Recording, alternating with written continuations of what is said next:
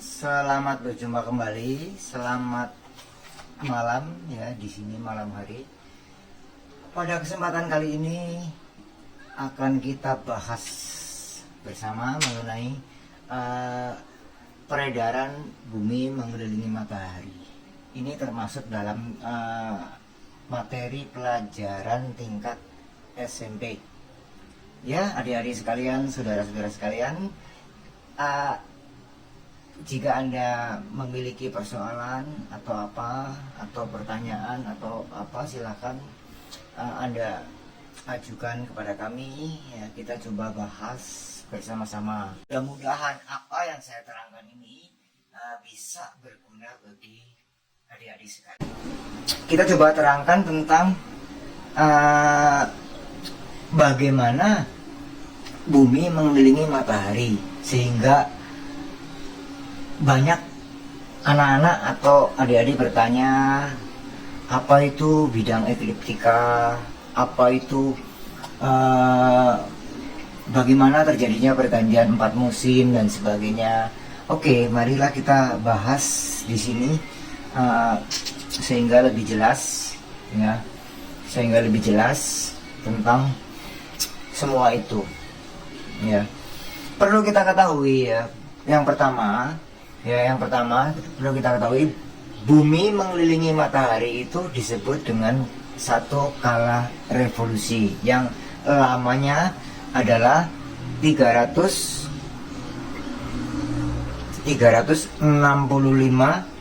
seperempat hari ya. Ini 365 seperempat hari itu adalah disebut satu kala revolusi bumi mengelilingi matahari. Nah, bidang edar bumi mengelilingi matahari disebut bidang apa? Ekliptika.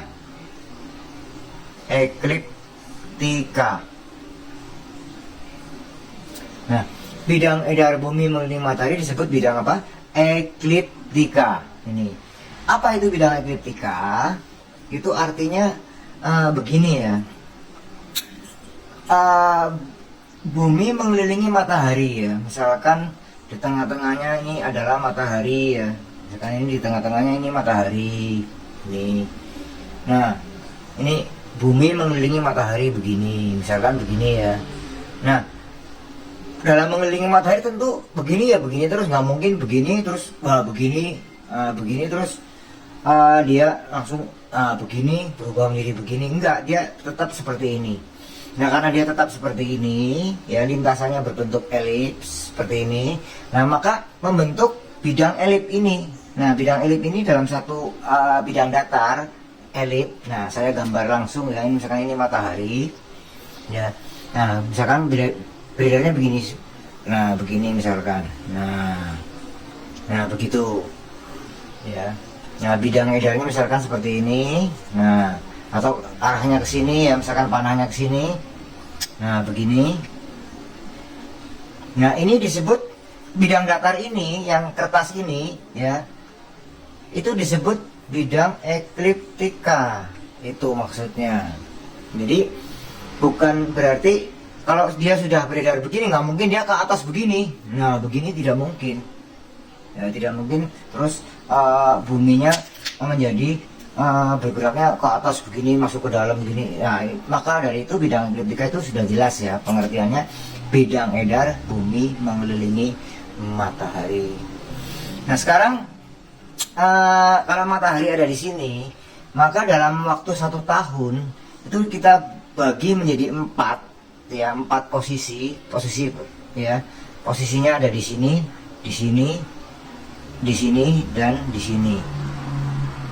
Nah, begini ya, perlu kita ketahui ya, kalau bumi di sini ya, seandainya kita lihat dari atas, dari ini bidang ini, maka sumbunya begini, sumbu buminya itu tegak lurus terhadap bidang ekliptika.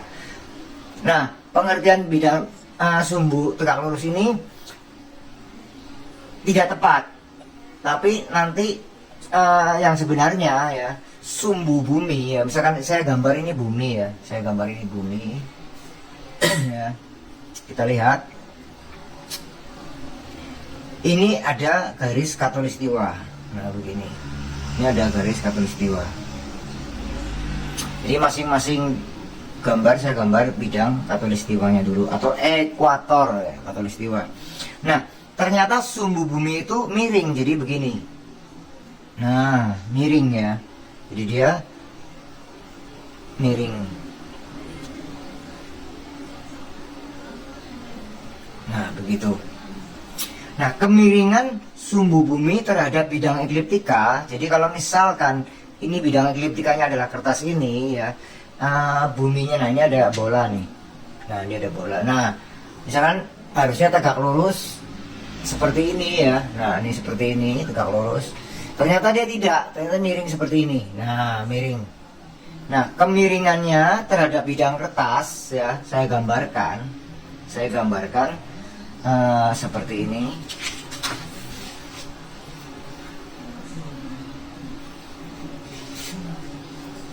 Ya seperti ini ya. Misalkan bidang ekliptikanya itu begini ya, nah ini, nah buminya ada di sini ya. Ini kalau dia tegak lurus kan mestinya begini. Nah ini bidang ekliptikanya adalah yang ini. Nah dia ternyata tidak tegak lurus namun membentuk sudut. Nah ini sumbunya, sumbu buminya. Nah ini sumbu buminya. Nah sudutnya ini berapa yang jadi pertanyaan. Nah sudut kemiringan sumbu bumi utara dan selatan, ini utara ini selatan ya, terhadap bidang ekliptika itu adalah sebesar 66,5 derajat itu. Sehingga terhadap sumbu tegak yang aslinya atau terhadap sumbu tegak yang sebenarnya itu menjadi sisanya 90 dikurangi 66,5, yaitu 23,5 derajat gitu. Ini adalah kemiringan sumbu bumi terhadap bidang ekliptika. Ini adalah kemiringan ya sumbu bumi terhadap bidang ekliptika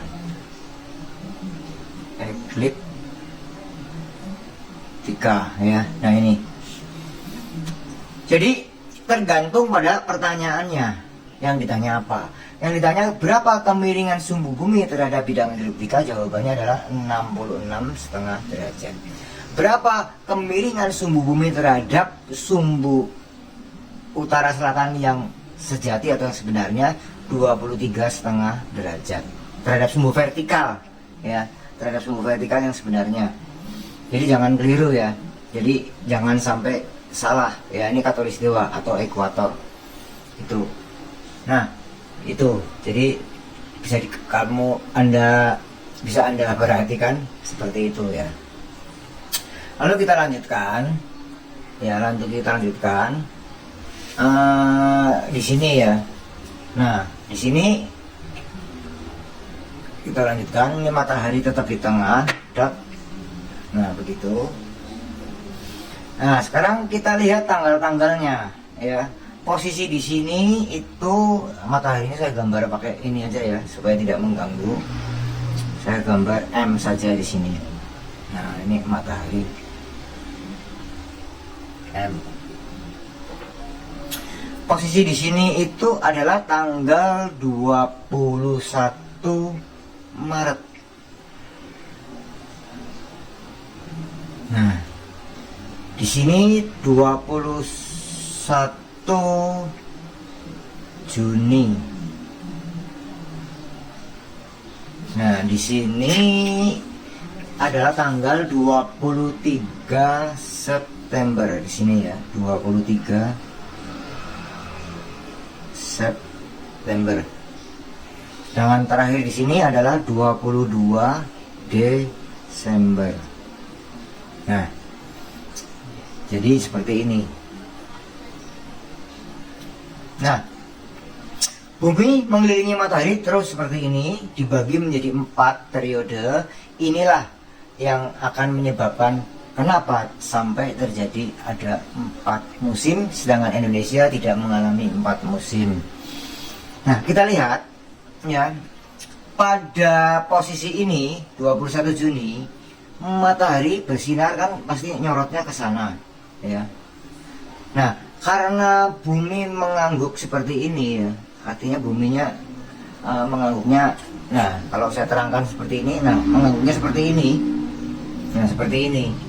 Jadi kita harus bedakan ya antara belahan bumi utara dan belahan bumi selatan ya, utara dan selatan. Nah, silakan kalian perhatikan ya, antara utara dan selatan. Nah, ini adalah utara, ini selatan gitu.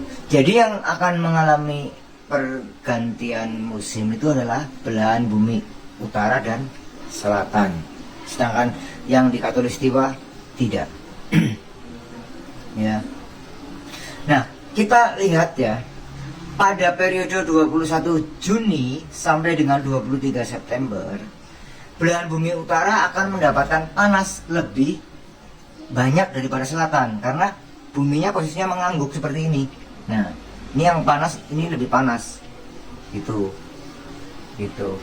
Jadi dikatakan ya, belahan bumi utara pada periode ini mengalami musim panas ya. Nah, mengalami musim panas. Tapi dengan catatan ini adalah belahan bumi utara. Nah, saya kasih tanda U. Nah, setelah dia di sini ya, dia di sini, maka matahari nyorotnya ke sini. Itu nanti yang akan disorot tuh pas posisi begini. Nah, jadi pas posisi misalkan itu berarti posisinya gimana ya? Jadi kamu bayangkan saja ya, misalkan ini vertikal ya. Kalau misalkan begini kan yang dapat utara. Nah, ketika di sini dia kan berilnya begini. Nah, begini. Nah, kan dia begini. Jadi ketika di sini berarti yang matahari itu menyorotinya pas tengah-tengah itu. Jadi, nah kalau posisi saya ubah seperti ini, nah pas di sini ya, maka posisinya, nah kalau dia begini ya, tadinya kan dia begini, nah begini, mengangguknya seperti ini. Nah ketika di sini bergerak di sini, set, nah dia menjadi yang kena panas tuh imbang antara utara selatan. Tuh, ketika posisi di sini ya. Sebentar kita. Nah, ketika dia posisi di sini, matahari menyorotinya utara. Ya, utara lebih banyak. Nah, ketika dia bergerak ke sini, set, maka matahari nyorotinya adalah adil antara utara selatan. Nah, ini terjadi pada tanggal 23 September. Jadi pada tanggal 23 September dikatakan matahari tepat di Khatulistiwa. Matahari tepat di ekuator ya. Ekuator atau Khatulistiwa. Jadi kapan posisi matahari tepat di Khatulistiwa? Jawabannya adalah tanggal 23 September dan 21 Maret. Itu. Nah, nanti kita lihat ketika dia bergerak ke sini, nah kebalik, yang selatan akan mendapat panas lebih banyak. Gitu. Yang selatan ini akan mendapat panas lebih banyak. Nah, di sini selatan akan mendapat panas lebih banyak. Nah, maka itu utara itu akan kehilangan cahaya. Dia akan kekurangan cahaya dialami oleh belahan bumi utara ini. Sehingga dikatakan belahan bumi utara pada periode ini ya itu kalau dia mau kehilangan panas itu disebut musim gugur atau musim rontok itu. Tapi ini saya kasih tanda U ya, bukan S. Nah, lalu pada tanggal 23 Desember sampai dengan 21 Maret, belahan bumi utara ini ya kan akan selama ini kan kehilangan panas nih. Belahan bumi utara kehilangan panas ini berarti di belahan bumi utara ya, saya tulis di sebelah sini, itu sedang mengalami musim dingin ya. Musim dingin atau musim salju, karena dia sorotan mataharinya berkurang dengan posisi miring. Jadi yang selatan itu yang lebih banyak mendapat, jadi seperti ini, yang selatan itu lebih banyak mendapat sinar, utaranya begini. Jadi nah, yang utaranya akan mengalami musim dingin, sedangkan ini kan berotasi juga seperti ini. Jadi utara ini mendapatkan panasnya kurang pada periode ini, dia disebut musim dingin. Lalu berikutnya ketika 21 Maret itu kan akan menjelang musim panas lagi. Jadi dari dia matahari tepat di khatulistiwa begini, ya di sini dia utaranya mau nongol lagi begini, gitu. Utaranya mau mendapat panas lagi. Ketika dia utara dari posisi ini mau mendapatkan panas, dikatakan utara, belahan bumi utara mengalami musim semi. Nah, musim semi itu. Nah, demikian penjelasannya. Sedangkan apa yang dialami belahan bumi utara adalah kebalikannya. Jadi kalau utara saya kasih tanda U, selatan saya kasih tanda S. Kalau selatan berarti dia kan kehilangan panas, maka disebut mengalami musim dingin. Ini. Nah, di sini selatan S mengalami musim, lawannya gugur adalah karena habis dingin dia mau dapat panas. Ingat-ingat menjadi musim semi. Nah, setelah dia mendapatkan panas banyak ya, maka dia mulai perjalanan mendapatkan panas banyak, dia perjalanan. Saat ini selatan ini kenyang panas ya, banyak mendapatkan panas nih, lihat belahan bumi selatan. Maka dia saat ini mengalami musim, untuk selatan mengalami musim panas. Nah, demikian. Jadi perjalanannya seperti ini ya, mengalami musim panas ya. Terus setelah mengalami panas, maka selatan akan kehilangan panas nih periode ini, karena posisinya dia akan kehilangan panas, maka selatan ini disebut saat ini mengalami musim gugur. Jadi berlawanan ya, harus diperhatikan ya, bahwa musim dingin dan musim panas itu terjadinya di belahan mana, utara atau selatan itu. Nah, kalau kita gambarkan menjadi menjadi grafik, menjadi diagram ya. Nah, kita gambarkan di sini menjadi diagram ya. Kita gambarkan seperti ini ya. Kita gambarkan seperti ini. Jadi ada 3 garis seperti ini. Nah, garis yang atas itu adalah 23,5 derajat lintang utara. Ini adalah khatulistiwa ya, khatulistiwa atau ekuator. Nah, atau ekuator ya, ekuator. Nah, yang ini adalah 23,5 derajat lintang selatan. Nah, pada tanggal 21 Maret kita lihat nih, kita kembali kepada gambar ini. Nah, yang tadi ya, pada tanggal 21 Maret ya, saya kasih tanggal di sini ya, 21 Maret. Posisi matahari itu menyoroti pas tepat di tengah-tengah khatulistiwa. Nah, di sini ya, matahari ada di khatulistiwa.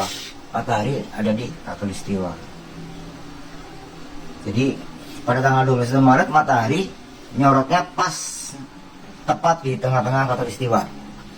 Terus kita berjalan pada tanggal 21 Juni. Nah, nih 21 Juni. kita gambar di sini 21 Juni.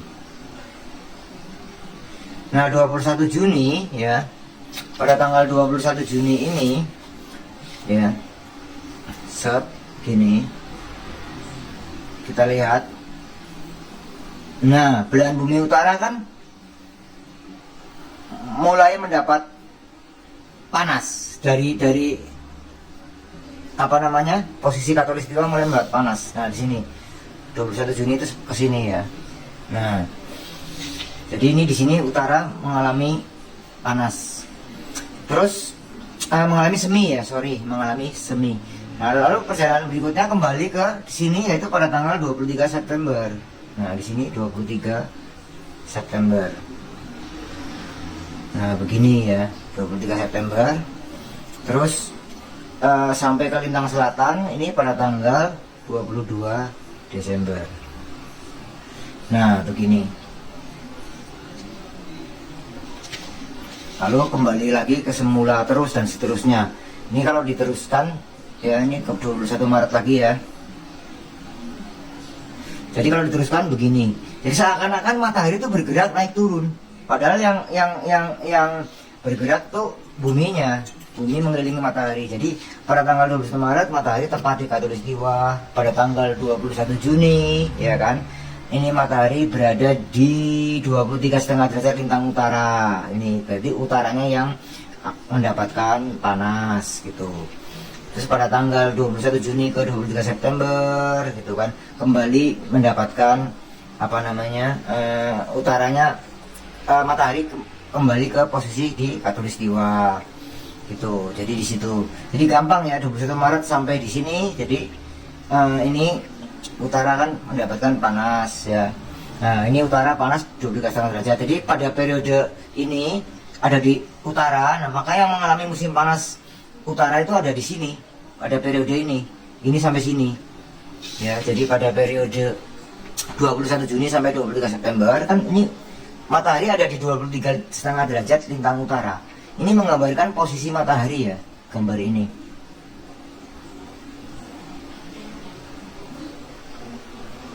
Jadi posisi matahari ada di mana? Di 23,5 derajat lintang utara pada periode ini. Sehingga ini utara mengalami musim panas. Ya, utara ya. Nah, kebalikannya kapan selatan mengalami musim panas? Yaitu pada saat ini ya. Pada saat 22 Desember sampai sini. Nah, ini mengalami musim panas di belahan bumi selatan. Ya. Posisi matahari. Posisi matahari. Matahari. Nah, jadi musim panas dialami ini karena posisi matahari sedang berada di lintang selatan. Itu nanti tinggal dibalik. Ya, panas. Ya, lawannya panas berarti yang selatan dingin. Ya. Pada periode ini selatan dingin. Jadi ini adalah disebut diagram ini disebut apa namanya? Gerak semu tahunan matahari.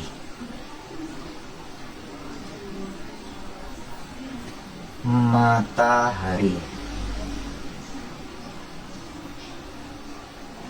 Ya, artinya seakan-akan matahari bergerak di 23,5 derajat lintang utara ke khatulistiwa, turun menjadi lintang selatan. Ya, seakan-akan seperti itu. Jadi disebutnya gerak semu tahunan matahari. Oke, mungkin dari penjelasan itu barangkali jika ada yang ingin ditanyakan atau yang dijelaskan tentang hal-hal lain menyangkut pelajaran fisika, ilmu alam, biologi atau kimia atau apa, silakan boleh Anda komentar atau Anda tanyakan atau kirim soal kepada email atau ingin dijelaskan apa, kita akan berusaha menjelaskan atau membantu sebaik mungkin. Dan mohon maaf jika mungkin ada yang masih kurang sempurna atau kurang jelas dengan alat sekedarnya, kita berusaha menerangkan sejelas-jelasnya. Nah, terima kasih, sampai jumpa di video berikutnya.